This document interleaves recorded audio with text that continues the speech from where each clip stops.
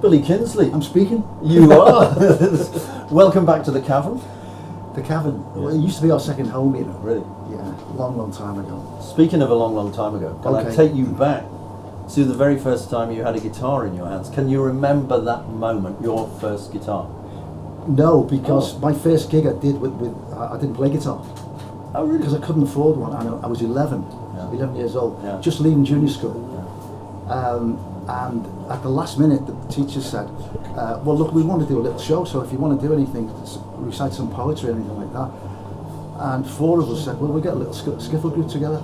Right. So I made a THS bass, intending to play it, you know. And 2 of my friends had guitars. But as I was singing, there was another mate who didn't have a guitar and wanted to do something, you know. So I gave him the THS bass and borrowed a pair of maracas and sang, putting on the agony, putting on the style.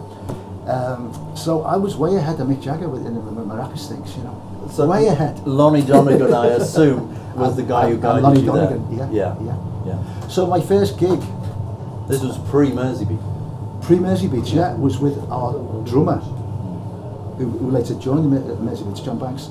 But I've checked out on dates and everything, and it's the day before the Beatles did their big gig at, where was it? Well, they'd just come back from Germany. Oh, right, Litherland Town Hall. Town Hall, yeah. And ours was the night before. I think it was the Boxing Night, 1960. And it was on Kensington, Liverpool. And it was in a carpet shop. And we had to roll all the carpets up to do the gig, you know. So there was all carpets and lino and everything lining the walls. But we did the gig and it was just fabulous, you know. Just I wanted to carry on all night. You're a Liverpool boy. Yeah. Born and bred. Yeah. When did you become aware of a Liverpool music scene rather than listen to the radio, Lonnie Donegan? Yeah, well, when I was at school. Yeah. But the thing is, I was already, you know, Tony and I were already at the Mavericks. Are you childhood friends or what? How did you two? No, we went to different schools together. You know? You went to different schools together, right? Haven't you heard that one? And I'm a Protestant and he's a Catholic. So yeah, that was a good start. But you know, no, obviously. How's that worked out down the years? Fine, no problem, no problem. Except for a gig in Northern Ireland, but I won't go to that one. Do you remember that one? So where was I? See what I mean? I digress. I do. The two of you, Tony and you, we both digress. You met somewhere. Oh, yeah, we church. met at the boys' club. Okay. I was at a footballer at school and a sprinter. I represented Liverpool at school, LBA, as a junior sprinter, you know. And I used to go training around Newsroom Park every single night, every weeknight, you know. And then on Fridays, we realised that all the guys who were doing it with me, all keeping fit, would all come back to the gym. And we realised, why don't we bring a guitar here? It's good acoustics in this little place. And so by then I had a guitar. Dave Elias, who later joined the Merseybeats, he had a guitar, and it ended up a jam night basically, before jam nights were ever invented. And that was in Shield Road, the Rankin Boys Club. Who were your inspirations at that time? I mean, were you tuning into the Radio Luxembourg? Oh, we always, yeah. Uh-huh. And what was hitting you? All the new American stuff. I loved all the things that I didn't know. All these great vocals from I don't know, like the Shirelles and the Miracles and the Marvelettes and all that. They were a little bit later, of course, but there was some. My dad loved the Platters and the Ink Spots, and I loved them when I was a kid, and I was well into the harmonies, you know. But then, really, what hit me first was Elvis, you know, and all that great Scotty Moore guitar on those records. Elvis, the Everleys, and Buddy Holly. Without any doubt, they were my biggest heroes. You know. Did you go for the look? No, I went with Buddy Holly. It was the spaceship guitar, I called it. If you look at the front of the Chirping Crickets, it's got a Fender Stratocaster and a Fender Precision bass. And when I saw it, I just couldn't. I wanted one of them. You know, I don't want to do. You know. and I still love that album sleeve now. You know, but it was looks with the Everleys. I mean, they were great looking guys, but their voices matched up as well. And they were writing songs, so it's forgotten that the Everleys were writing. Obviously, everyone knows that Buddy Holly was writing, even under different names he was writing. Do you know that? I didn't. Yeah, he was writing under different names. Hardin, which was his middle name, Hardin.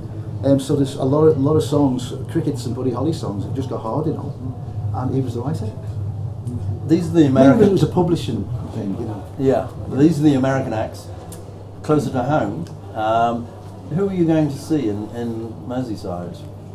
Everyone. And who stood out? Who really stood out? Which bands stood out? Bands. For you? Well, I thought you meant like groups, national artists, because Billy Fury and Cliff Well, Richard, you know, they were coming to the Empire every 6 months and things like that. So I grew up with an elder brother and sister who were well into music as well. So they used to take me to see all these shows. So I basically saw everybody. I'd seen every American that came over. Sadly, except Buddy Holly and Crickets. I was too young to see them. Yeah, and I'd seen everyone, and then I'd seen all of the great British stars, you know. I used to watch Oh Boy every week, you know, and went for all those, and that was live, that was all done live, you know. So I just loved that period of music. You become the Mavericks, thanks to James Garner, and yeah, and who's you the other stopped one? gigging yourself. Yeah. What other bands were you seeing, you know, at these gigs? Who would you be colliding with across town? I didn't see the Beatles. Tony saw the Beatles before me. He saw the Beatles when Stuart was in the band. I'm sure he's told you that story. Hope he has. And he was telling me about them, you know. And a lot of kids in school, I was still at school then, were telling me, because I lived on West Derby Road, which is obviously the road between Liverpool and West Derby. And the Beatles' base was in West Derby, at the Casbah Club, Casbah House, you know. So they used to pass literally our street every day. But I didn't know that at the time. But all my friends were telling me, you've got to go to Casbah, you've got to go. And I said, well, you know, my sister used to go, and she said it's tiny, you know. And I didn't really. I was pretty shy in those days, believe it or not. I didn't want to go on my own. So eventually Tony dragged me down on a Friday night, and I know the date. The date was the 9th of January 1962, and I saw the Beatles for the first time. And they were better than anything I'd seen, and I'd seen all the top stars in the world, except Buddy Holly, and you know, who else? Elvis. In what way were they better? I mean, how? They did all the songs that we wanted to do. And they, you know, they do. John would do a song, Paul would do a song, and then George. They take it. So the three of them were three lead singers, and that's what we were, because Dave did our first rhythm guitarist. He did quite a few songs, but it's basically me and Tony who were doing the lead vocals. But Dave did as well. But when I saw the Beatles, I thought, wow, that's what's going on here. Couldn't believe it. And then they go into a harmony song, like me and Tony love the Everleys. They just go into an Everly Brothers song that we'd never heard in our lives. You know, a very obscure track on an album. So that knocked me out as well. They weren't just doing hit parade stuff. Occasionally they would. You know, I remember Paul doing I Remember You. With all that. Maybe that's what started it. That's where it started. The Mavericks became the Merseybeats. Well, yeah, it was Bob Wooler. Bob Wooler said to us, look fellas, Brian Epstein has seen, you know, loves you. But, you know, I agree with Brian, the name's wrong. It's like, it's too country and western, which, okay, probably was. And then the Mavericks arrived 35 years later, and it wasn't. So we had to look for a name. So I remember doing the Aintree Institute, 3 weeks on the road. So this would have been early 62, March or something, February, March 62. And the first Friday we went on as the Mavericks. The second Friday, we went on as the Pacifics, which was an awful name. I don't know why we picked that. We only had it for a week. You know. In the meantime, Bob Waller had come, had a little chat with me and Tony. Said, "Look, I've had a word with Bill Harry, and I've been toying with the idea of asking Bill if you can use the name of the paper." And we said, "Do you want to call us after a newspaper?" Which is that's another story there, by the way. He said, "Yes, the Merseybeats." And we went, "So Merseybeats?" And we went, "Hey, it's good that, yeah, we like that." So I remember to this day walking up to the Merseybeats offices to see Bill and get formal permission to use the name. But we just got 2 new guys in. John Banks had just joined and Aaron Williams. So I remember walking up the hill to the office, which was Leasey Street, I think. And we said, "Jimmy Smith, it's not right, is it, for a pop star?" His name was James Smith. That was a bit cool. But no one was called James then, unless you were from the deep south in New Orleans or something, you know. So we said, "What about Aaron?" Aaron's a great name, isn't it? And we didn't know how to pronounce it, actually. Didn't know whether it was Aaron or Aaron. Anyway, we plumbed for Aaron. We gave those names: John Banks, new drummer; Aaron Williams, who was well into Scotty Moore, great guitarist, Aaron, or James or Jimmy. So we gave those new names into Bill, and then we rehearsed with John and Jimmy the next day, and we were calling him Aaron. And he said, "Who's this Aaron fella?" And we said, "You." So he went, "Oh, all right, yeah." and that was it. That's the story of the Willis. That's his nickname, the Willis. What was the sound of the Merseybeats? Did you have your own sound by then? Well, let me tell you. Or did it develop as when we got? Yeah, this is a great story, and I'm deeply. I cherish this story because the Beatles saw us a couple of times, and John came up to us and said, "Where'd you get that drummer from? He is superb. This is John Banks." And this is John Lennon talking about John Banks. And we went, "Yeah, do you like him? Yeah, he's great, isn't he? Yeah. You can't have him, you just got Ringo," you know. And then, it was before that. I remember sitting, watching a band in the Cavern lunchtime, and George just happened to be there. They weren't playing. He just happened to be there. And he called me over and he said, "Where'd you get that guitarist from?" He said, "He plays Scotty Moore, nearly as good as me." Joking. But they gave us so much encouragement after those 2 little stories. You know. So your sound was developing, obviously. It was developing to stand out from the other bands, especially with having John, and Aaron in the band, because they were great musos, great guys. Aaron was crazy, still is. Brilliant guitarist, and he did songs that me and Tony wouldn't bother doing, basically. You're like, shame, shame, shame, you know. And he had his own way of doing it, and he had a great following in the Cavern. He was crazy. The Beatles used to call him, what was the guy out of Jethro? Do you remember? Not Jethro Tull, Jethro, out of the Beverly Hillbillies. Yeah. Because his hair was back guy. then. Yeah. And he looked very like him. Right.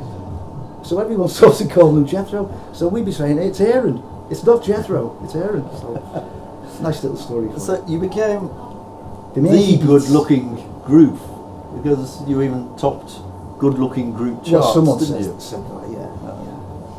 There wasn't a chart; it just someone said it in paper. Like Jackie or the magazine, Yeah. so because the teenage girl magazine.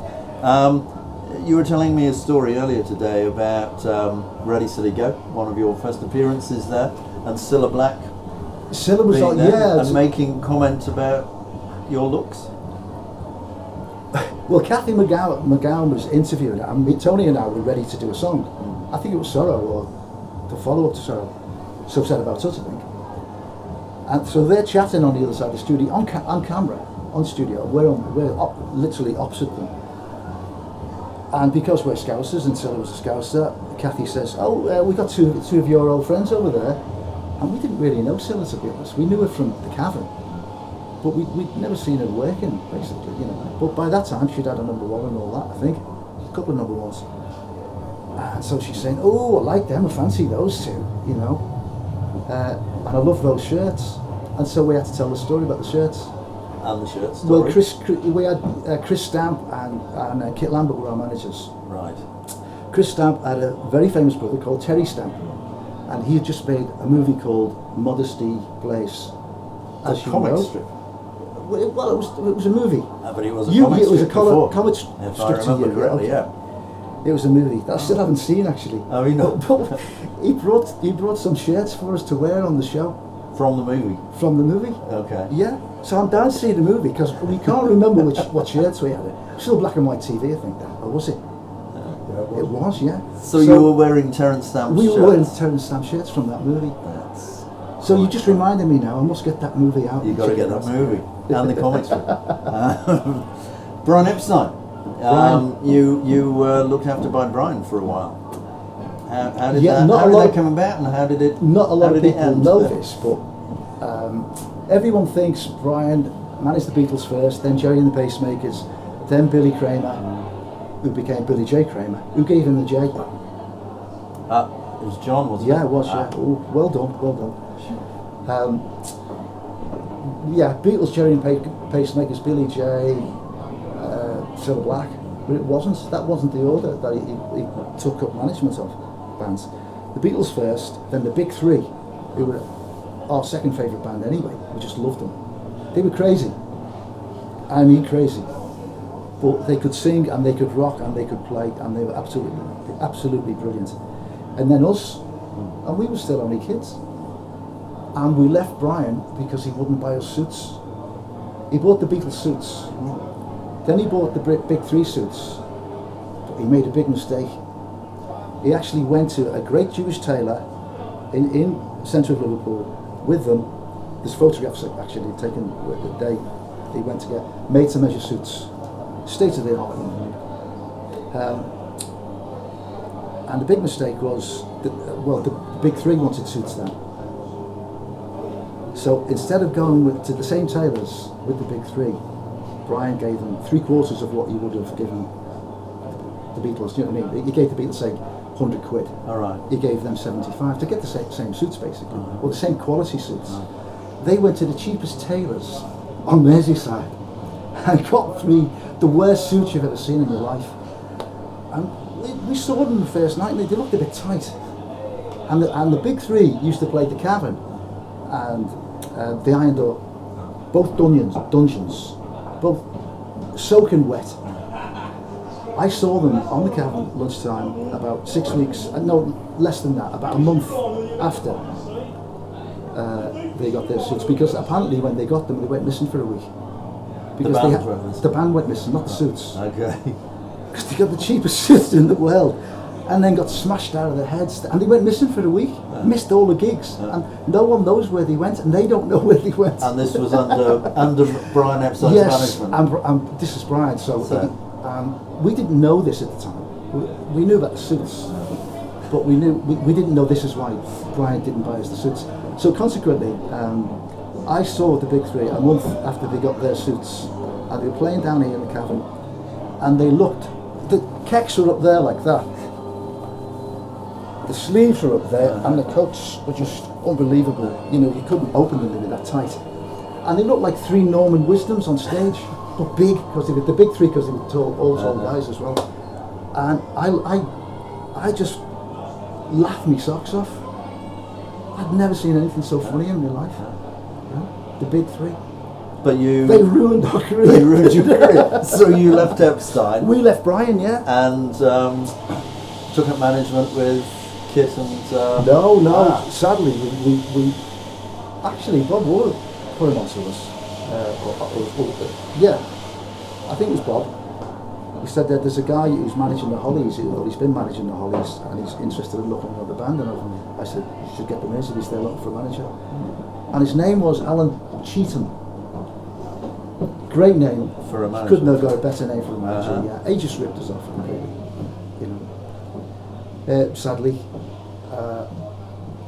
and that messed our career up good style. Really? Yeah. Until we met Kit and Chris. Kit and Chris saw us in a pub in London. It was like one of the rock pubs, you know. Mm-hmm. A lot of bands from all over Britain were playing this on every certain Wednesday night. or midweek, Monday, Tuesday, Thursday. And these two guys came over to us after the show and said, would you like a drink, you know? And Kit was very posh. Spoke terribly like that, you know. Very camp.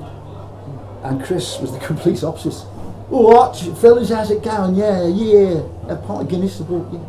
He was Londoner. Yeah. Anyway, and it was Terry Stamp's brother. And we were mesmerised by them because they believed in us. They really did. And they changed it. They told us, don't dress the way you're dressing. How were you Not dressing? the suits, by the way. How were you dressing? In any old way. Really, any old way? I think, Okay. yeah. So what was their guidance as Well, far he as... took us to Carnaby Street the next day. And the next few gigs were going on in yellows and pinks and greens and Flowery, of puffy shirts. just before Flower Power it was. It was a year before, 67, 66 I think. No, 65 it was. Yeah, so, and then we became friends, obviously, same management, same agency. We became really good friends with The Who, toured with them many, many times. Right. Got to know them really well. Now, how was that? How was touring with The Who? Pretty chaotic. Uh-huh. There's some stories that I can't tell you. That I absolutely can't tell you. Are there any stories that you can? Yeah, I can tell you. We just come back. Well, no, we'd been to Germany in '65, and then The Who followed us, I think, to a club in Germany, and we told them about gas guns, which were legal in Germany. Gas guns? A gas gun. Yeah. Which does... Which fires? Basically the prostitutes. I'm sorry about this. The prostitutes had them in case their clients got a bit, you know what, and they just get the gun out and shoot you. Okay. You weren't dead. You were just gassed. Right. And you'd be coughing and spluttering, and you couldn't see. So that, and we brought them back, and we just walked back. Hang on, we just got off the plane with them, and we got all these guns. That's how crazy it was in those days. And we were just going to say, well, we bought them, they're legal in Germany, so we haven't done anything wrong. Yeah. Which we firmly believe that. Yeah. And then, I think Kit knew about it because I think he wanted us to get arrested. Well, we'd be front page on all the papers. That was the way to go, yeah. That was the way it was then. And in fact, he did the year after, or 6 months after that. So consequently, Moon the Loon, he heard about these gas guns, so he brought some back as well. And we're on tour with The Who. And he organised one of their roadies to be waiting outside our dressing room door. Yeah. Just before we're going to go on stage, and screw the door tight so that we couldn't get out. Right. But he had to fire the gun first. So they open the door. He's ready to screw the door and put a lock on it and everything on the outside. But he's just firing, bang, bang, bang, bang, bang, bang, bang. So the room is just covered in these gas, whatever do you call it, gas. Anyway, we'd be coughing, spluttering, couldn't see. We made our way to the window, got the windows open, and we're getting announced on stage. Right. So we just about made it on stage, and I think everyone thought we had colds or flu and everything. This is the middle of summer. So to get Mooney back, we did the complete opposite. We found, I think it was Derby or somewhere like that, a Midlands town, and we knew that there was all backstage. There was a dressing room with a shower, but plus there was bathrooms as well. So The Who just did the whole of the second half. So in the break, we got ice. We ordered ice, a couple of ice buckets, not for our drinks, for the bath. Put ice cold water in, cold water from the tap, and filled it with ice cold water, literally ice cold water. And just before The Who got announced, we got Mooney in that famous t-shirt, famous white bullseye t-shirt, and threw him in. And he's just laughing his head off. He loved it. He absolutely loved it. But you know, Pete Townsend's waiting to go 1, 2, 3, 4, and Mooney just gets on in time, absolutely drenched. And The Who didn't give a damn. They just carried on the show. Didn't even ask him or comment, because that was the normal thing. Yeah. So that's how we got our own back on Keith Moon. That's great. Pete wrote a song for you. He did, yeah. Yeah, which we How did that very come honoured. about? He just said, "I've got a song for you." He loves Sorrow, Yeah. and we were toying with a lot of songs because we didn't write. I didn't write then. Tony wrote a bit. What made a Merseybeats song then at that point? Because you did have a distinctive sound, didn't you? I mean, can you actually put it in words, or is it? I can't put it. It's Aaron's guitar. He played in octaves a lot.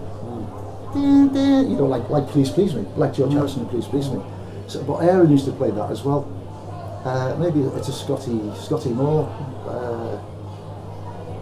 thing, you know, that to go from. Anyway, and Tony's voice is very distinctive, even when I'm singing with him, because I was so much into the Everlys. I was like intent on being spot on with the harmonies. You know, I still am in a way. You know, I was brought up that way. So consequently, it was really tight harmony. And then Aaron would join in, a bit like George Harrison would join in for the monotone things. I always thought that Badfinger were great years later when they got together. They had two great singers, and then they had Joey, who was still a great singer. But Joey was the perfect foil for those two high vocals, you know. He did a lot of monotone vocals, and I still like Badfinger's 3 parts today. Bringing you up to today. Special night here, back where it kind of all started, long ago. What are you doing? What's the show tonight? What's the idea behind it? Well, I haven't got a clue. No, we're just going to do, some songs from years ago. Well, we do that on stage. We do a lot of our hits, obviously. We might throw in a song that we've had a request for, and we'll all look at each other and say, remember it? Oh, it's an E flat, E. Okay, fine. And that's what we'll do. It's as simple as that. You've never stopped. I mean, you've never stopped. Gigging. You're out there quite a lot, aren't you, down the years? Yeah. In the 70s, it was Liverpool Express with me. You know, Tony carried on Merseybeats. Yeah. But we had a lot of success in South America. We had some hits in Britain. Yeah. I think we had 4 top 50 hits, 2 top 20, 4 top 50. But we were like number 1, number 2, number 3 all over South America. And you know what? We're still waiting for the royalties. Really? Yes. It's ongoing. But it's coming. I'll let you know. Is it coming? The touring goes on, I believe, through next year, 2016. So yeah, 2016. Yeah. That sounds a long way. Space age. It? Yeah, it does. Yeah, it is. More so than 2015. Yeah. 2016, very space age. I can hear the crowds. Are you ready? I think they're coming in. Getting excited. Yeah. Wow. Billy Kinsley, a delight talking to you, and it's going to be a blast watching you tonight. Oh, I hope so. I hope so. Thanks so much. Thanks, Tim.